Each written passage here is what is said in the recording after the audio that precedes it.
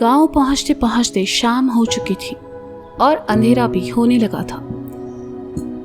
राघव और उसकी फैमिली गांव से थी, लेकिन रहते गुजरात में थे। शादी उन्होंने गांव से की थी, इसलिए पहले मुझे गांव आना पड़ा। कुछ रस्मों के बाद राघव ऊपर अपने कमरे में चला गया। मैं नीचे घर की औरतों के साथ थी। देर रात में उन लोगों के साथ नीचे ही रही और फिर मुझे ऊपर जाने को कहा। मैं ऊपर कमरे में आई तो देखा राघव सो चुका है। अगला पूरा दिन शादी के बाद की रस्मों में गुजर गया। शाम में मैं राघव और कुछ रिश्तेदारों के साथ अपने घर पगफेरे के लिए आई। 2 दिन बाद मुझे गुजरात जाना था, इसलिए सबसे मिलने के लिए बस आज का दिन था। देर रात हम सब वापस गांव लौट आए। गांव में होने की वजह से मेरी राघव से ज्यादा बात नहीं हुई। अगली सुबह मैं उठकर नीचे चली आई। नहाकर तैयार हुई तो राघव के छोटे भाई ने कहा, आज तो सब नई भाभी के हाथ की चाय पियेंगे। मैंने भी उसकी बात मान ली और सबके लिए चाय बना दी। राघव अभी तक सो रहा था। आंगन में राघव की बहन कपड़े धो रही थी। मैं भी वहीं बैठकर अपने कपड़े धोने लगी। अभी कुछ ही वक्त हुआ था कि बड़ी दीदी ने ढेर सारे कपड़े लाकर मेरे सामने डालते हुए कहा, जब कपड़े धो ही रही हो तो ये भी धो दो। शादी के बाद उस घर में मेरा दूसरा दिन था और मैंने एक साथ इतने कपड़े कभी नहीं धोए थे, लेकिन मैं उनको ना नहीं बोल पाई। मैंने चुपचाप वो सब कपड़े धोने शुरू कर दिए।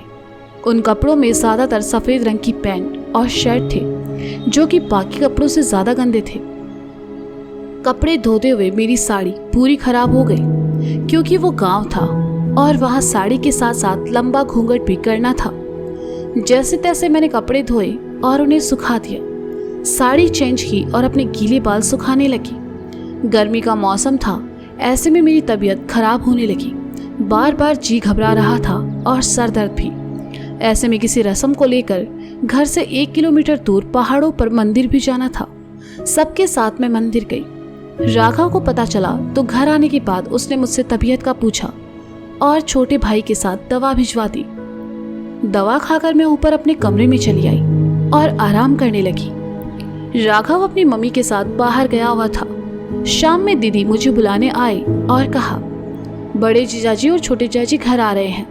उन्होंने कहा है वो तुम्हारे हाथ से बने ही दाल भात खाएंगे। जी ठीक है, मैंने कहा और उनके साथ नीचे चली आई। नीचे आकर मैं किचन में चली गई। मैंने गैस पर चावल चढ़ा दिए, सब्जियां काटकर उन्हें पकाया, आटा गूंदा और रोटियां बनाने लगी। इस बीच बस घर की एक बुजुर्ग मौसी जी आए और उन्होंने मेरी थोड़ी सी मदद की और वहां से चली गई। अकेले काम करना थोड़ा अजीब भी लगा। मैंने फिर भी किसी को ज्यादा परेशान नहीं किया। सबके खाना खाने के बाद मैंने बर्तन धोए और नीचे बैठक में चली आई। राघव की मम्मी, दीदी और मौसी सभी वहीं मौजूद थी और पैकिंग कर रहे थे। अगली सुबह जल्दी उन्हें गुजरात के लिए निकलना था।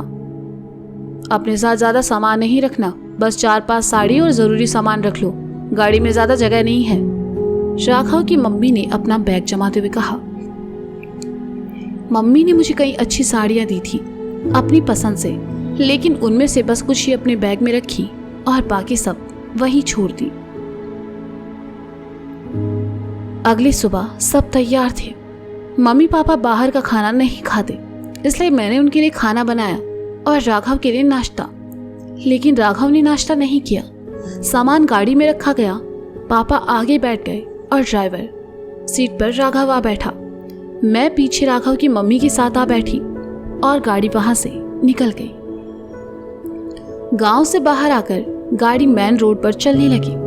आगे जाकर पापा के कहने पर राघव ने गाड़ी रोकी। पापा और राघव की मम्मी कुछ सामान लेने के लिए नीचे उतर गए। गाड़ी में सिर्फ मैं और राघव थे, इसलिए मैंने कहा, राजस्थान से गुजरात कितनी दूर है? राजस्थान को अब भूल जाओ, यहाँ वापस नहीं आना है, अब गुजरात ही तुम्हारा घर है, राघव ने सामने देखते हुए कहा। उसके बात करने का तरीका थोड़ा रूखा और अजीब लगा, तो मैंने कहा, वापस क्यों नहीं आना? राजस्थान भी तो मेरा घर है। अब आओगी तो मुझसे पूछ कर आओगी, मैं जब भेजूंगा तब आना, राघव कहते हुए मुस्कुराया। पर आज उसकी मुस्कुराहट में मासूमियत नहीं थी। उसकी बातें सुनकर थोड़ा अजीब लगा। मैं खिड़की से बाहर देखने लगी। कुछ देर बाद पापा और राघव की मम्मी वापस चले आए। राघव ने गाड़ी आगे बढ़ा दी। पापा ने अपने पास रखे सेब में से एक सेब मेरी तरफ बढ़ा दिया। मैंने सेब लिया तो राघव की मम्मी अजीब नजरों से मुझे देखने लगी। गांव में रहने की वजह से राघव के घर में बड़ों से बात करने और उनके सामने घूंघट करने का नियम था। मैंने उस सेब को अपने हाथ में रख लिया। 1 घंटे बाद गाड़ी आकर घर के सामने रुकी। सभी नीचे उतरे और अंदर चले आए। ये राघव की सबसे छोटी बहन का घर था। दीदी, जीजाजी और उनके बच्चे गुजरात में ही रहते थे, इसलिए वो भी हमारे साथ उसी गाड़ी से जाने वाले थे। चाय नाश्ते के बाद सभी आकर गाड़ियों में बैठ गए। जियाजी राघव के बगल में बैठ गए। पापा मम्मी के साथ पीछे आ बैठे और उनके साथ राघव की बहन सपना आ बैठी। मुझे बच्चों के साथ सबसे पीछे बैठना पड़ा, जहां ना कोई खिड़की थी ना ही बैठने की ठीक जगह, लेकिन मैंने एडजस्ट कर लिया। सफर काफी लंबा था और सुबह जल्दी निकले थे, इसलिए मैं सीट से सर लगाकर सो गई। दोपहर बाद गाड़ी एक होटल के सामने आकर रुकी। सभी खाना खाने नीचे उतरे। मैं काफी थक चुकी थी। आज से पहले इतना लंबा सफर मैंने कभी नहीं किया था। थकान मेरे चेहरे पर साफ दिखाई दे रही थी। राघव, मैं, सपना, जियाजी और उनके बच्चे एक टेबल पर आकर बैठ गए और मम्मी पापा दूसरी तरफ। सबने खाना खाया और एक बार फिर गाड़ी में आकर बैठ गए। इस बार दीदी का बेटा मेरे पास बैठा बातें कर रहा था। उससे बातें करते हुए मेरी उदासी थोड़ी कम हो गई और मैं भी उसके साथ बातें करने लगी। रास्ते में बारिश होने लगी और मौसम भी काफी अच्छा हो गया था। शाम में एक बार फिर गाड़ी एक होटल के बाहर रुकी। सभी चाय नाश्ते के लिए नीचे उतरे। राघव अपनी बहन और जियाजी के साथ खड़े होकर बातें करते हुए खा पी रहा था। मैं उन सबसे कुछ दूर साइड में खड़ी थी। राघव की मम्मी ने मुझसे कुछ खाने का पूछा तो मैंने बस एक कप चाय मांगा। राघव मेरे लिए चाय रखकर वहां से दूसरी तरफ चला गया और राघव के मम्मी पापा भी दूसरी तरफ चले गए। मैं वहीं पड़ी कुर्सी पर बैठकर अपनी चाय पीने लगी। सबके होते हुए भी एक अकेलापन सा महसूस हो रहा था और घर की भी बहुत याद आ रही थी। कुछ देर वहां वक्त बिताने के बाद सभी घर जाने के लिए निकल गए। रास्ते में मेरी तबीयत फिर खराब होने लगी। मैंने सीट से सर लगा लिया और वापस सो गई। देर रात गाड़ी राघव के घर पहुंची। ये नया घर राघव ने बनवाया था, जहां वह अपने मम्मी पापा और मेरे साथ रहने वाला था। राघव के बड़े भैया और भाभी वहां पहले से मौजूद थे। सभी अंदर चले आए। दरवाजे पर भाभी ने चावल का कलश रखा। उन्होंने मुझे और राघव को तिलक किया और फिर मुझसे कलश गिराकर अंदर आने को कहा। मैं अंदर चली आई। मैंने देखा उनके चेहरे पर कोई खुशी नहीं थी। सभी वहां से भैया के घर के लिए निकल गए। उनके घर आकर भाभी ने एक बार फिर हम दोनों को तिलक किया और अंदर आने को कहा। सभी अंदर चले आए। मैं सपना दीदी के साथ अंदर कमरे में चली आई। भाभी किचन में थी।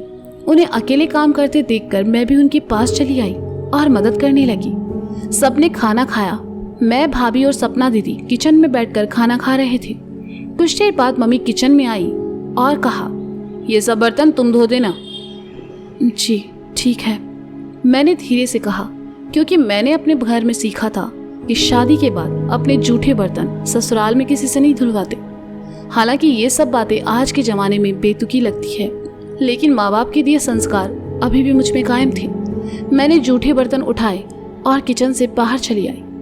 बाहर आकर मैंने देखा नल के पास और भी ढेर सारे बर्तन रखे हुए थे। भाभी ने देखा तो कहा, मैं मदद कर देती हूँ। भाभी मुझे अच्छी औरत लगी। शादी से पहले या शादी के बाद मेरी उनसे ज़्यादा बात नहीं हुई थी, क्योंकि राघव और उसकी मम्मी ने पहले ही ये मना कर दिया था कि उनसे ज़्यादा बात नहीं करनी। और ऐसा क्यों था मैं नहीं जानती थी, ना मैंने उनसे कभी पूछा। कुछ देर बाद राघव, मैं और मम्मी पापा वापस अपने घर चले आए। दीदी, जियाजी और बच्चे वहीं भैया के घर रुक गए। राघव का कमरा ऊपर था और आज से वो राघव के साथ मेरा भी कमरा था। थकान और गर्मी की वजह से मैं नहाने चली गई।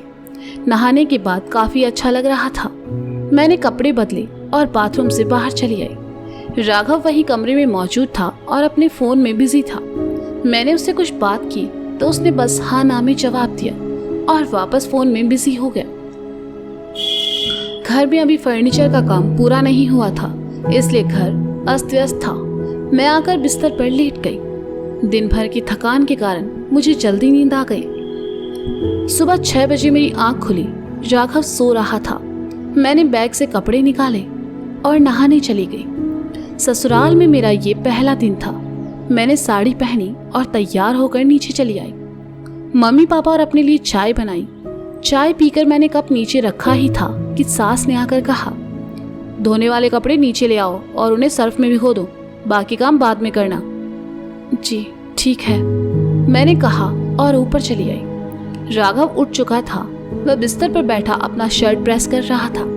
उसे प्रेस करते देखकर मैंने कहा, मैं कर देती हूँ। नहीं, मैं कर लूँगा, मुझे दूसरों के प्रेस किए कपड़े पसंद नहीं आते, राघव ने प्रेस करते हुए कहा। सुबह सुबह उसके चेहरे पर अजीब भाव थे। उसके चेहरे पर खुशी का नामो निशान तक नहीं था। वो काफी बुझा बुझा सा लग रहा था और उसे ऐसे देखकर मुझे बिल्कुल अच्छा नहीं लगा। मैंने बिस्तर पर बैठते हुए कहा, सुबह सुबह आपने मुंह क्यों बना रखा है? मैंने कोई मुंह नहीं बना रखा, राघव ने रूखा सा जवाब दिया। अच्छा, आप ये प्रेस क्यों कर रहे हैं? कहीं जा रहे हैं क्या? मैंने सवाल किया।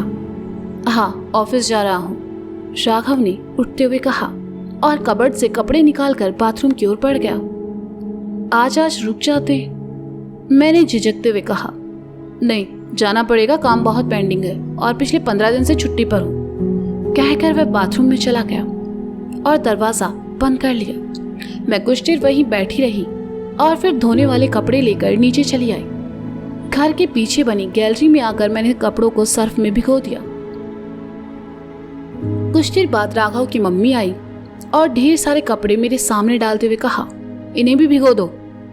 जी ठीक है, मैंने कहा और उन्हें भी अलग करके भिगो दिया। कपड़े भिगोकर अंदर आई तो देखा मम्मी किचन में खड़ी दूध उबाल रही है। ये आप क्या कर रही हैं? मैंने पूछा। रघु के लिए दूध उबाल रही हूँ। चाय नाश्ता करके जाता नहीं है, इसलिए 1 गिलास दूध पीकर जाता है। ध्यान से देख लो, कल से तुम्हें ये करना है।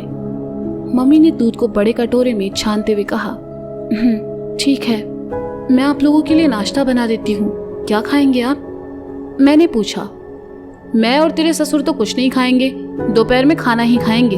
तुम्हें कुछ खाना हो तो बनाकर खा लो और फिर कपड़े धो लो, मम्मी ने कहा और वहां से चली गई। नए घर में मेरा पहला दिन था और ऐसे में थोड़ी झिझक मुझ में अभी भी थी, इसलिए मैंने अपने लिए भी कुछ नहीं बनाया और वापस गैलरी में आकर कपड़े धोने लगी। कपड़े धोते धोते 2 घंटे गुजर गए। एक साथ इतने कपड़े धोने की आदत मुझे नहीं थी। धुले हुए कपड़े तार पर सूखने के लिए डाल दिए। कपड़े धोने से पहनी हुई साड़ी भी थोड़ी भीग गई। मैं उसे सुखाते हुए अंदर चली आई। मैंने देखा राघव कहीं नजर नहीं आ रहा था, तो मैंने मम्मी से पूछ लिया, वो ऑफिस गए क्या? हाँ, वो तो कब का ही चला गया। तुमने कपड़े धो लिए? मम्मी ने पूछा। हाँ, सब धुल गए, मैंने कहा। ठीक है, फिर जल्दी से घर की सफाई कर लो, उसके बाद खाना भी बनाना है, मम्मी ने कहा और वहां से चली गई। मैंने झाड़ू उठाया और सफाई में लग गई। सफाई करते हुए एकदम से राघव का ख्याल आ गया। वह मुझसे बिना मिले ही ऑफिस चला गया। खैर, शाम में आएगा तब मैं उससे बात करूंगी, सोचकर मैं खुशी खुशी सफाई करने लगी। साफ सफाई करते करते दोपहर हो चुकी थी। खाने का भी वक्त हो चुका था। मैंने हाथ मुंह धोए और किचन की तरफ चली आई। मैं खाने की तैयारी करने लगी, तभी मम्मी की आवाज मेरे कानों में पड़ी। फिर फोन पर सपना दीदी से कह रही थी, अरे वाह, यहाँ से जाकर तुमने नाश्ता भी कर लिया और घर की सफाई भी। यहाँ तो ना नाश्ते का कोई ठिकाना है ना खाने का। अब तो खाना बनेगा तभी मिलेगा। उनकी ये बात मुझे अच्छी नहीं लगी, लेकिन मैं खामोश रही और अपना काम करती रही। खाना बनकर तैयार हो चुका था। राघव ऑफिस में था। राघव का छोटा भाई घर पर कम ही रहता था। बस मैं और मम्मी पापा थे। उनके खाना खाने के बाद मैंने खाना खाया, बर्तन धोए और ऊपर अपने कमरे में चली आई। मैंने अपना फोन उठाया और आदतन राघव को मैसेज करके पूछ लिया, खाना खाया आपने? हाँ, तुमने खाया? राघव ने लिख भेजा, अभी खाना खाकर ऊपर कमरे में आए हैं। मैंने कहा, क्या कर रही हो? राघव ने लिख भेजा, कुछ नहीं, बस घर की सफाई कर रहे हैं। मैंने लिख भेजा, ठीक है, अपने रूम की भी कर लेना। राघव ने कहा, हाँ, आप बिजी हैं क्या? मैंने लिख भेजा, हाँ थोड़ा सा। राघव ने कहा, ठीक है, आप काम कीजिए। मैंने लिख भेजा। उसके बाद राघव का कोई मैसेज नहीं आया। मैंने कमरे की थोड़ी साफ सफाई की और बिस्तर पर आकर लेट गई। नींद आंखों से कोसों दूर थी।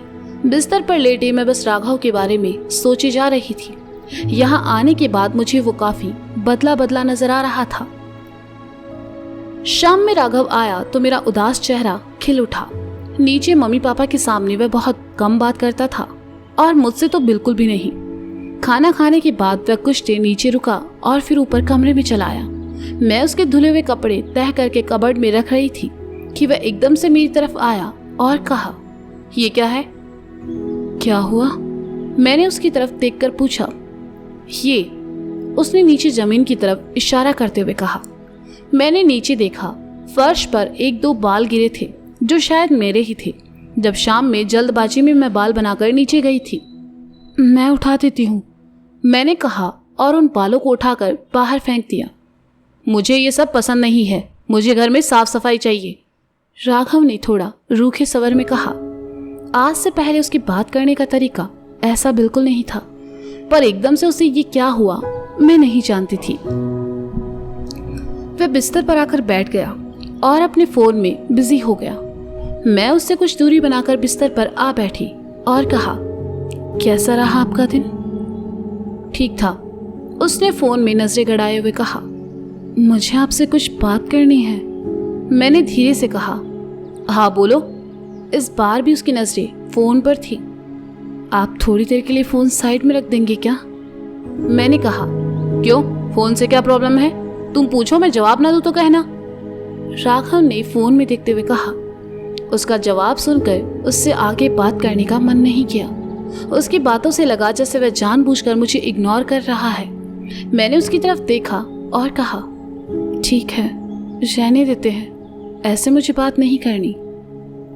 मेरी बात से शायद उसे थोड़ा गुस्सा आ गया। इस बार उसने मेरी तरफ देखकर कहा, तो मत करो, मुझे तो ऐसे बात करने में कोई दिक्कत नहीं है। तुम पूछो, तुम्हें जो पूछना है मैं जवाब दे दूंगा। मुझे ऐसे बात करने की आदत नहीं है, मैंने धीरे से कहा। तो आज से आदत डाल लो, राघव ने बहुत ही रूखे स्वर में कहा। उसका जवाब सुनकर बिल्कुल अच्छा नहीं लगा। मैंने आगे कोई बात नहीं की, वहां से उठकर खिड़की के पास चली आई। मन भारी हो चुका था और आंखों में नमी तैर गई, लेकिन मैं रोना नहीं चाहती थी। मैं खिड़की से बाहर देखने लगी। सामने दूर तक खाली मैदान था और आसपास कोई घर नहीं था। जो भी घर थे काफी दूर थे। तो दोस्तों, ये था साकीनामा भाग 12। इसका अगला भाग आप जल्द ही सुनेंगे। तब तक के लिए शुक्रिया, बाय बाय, अपना ख्याल रखिए और हाँ, सुनते रहे साकीनामा मेरे साथ।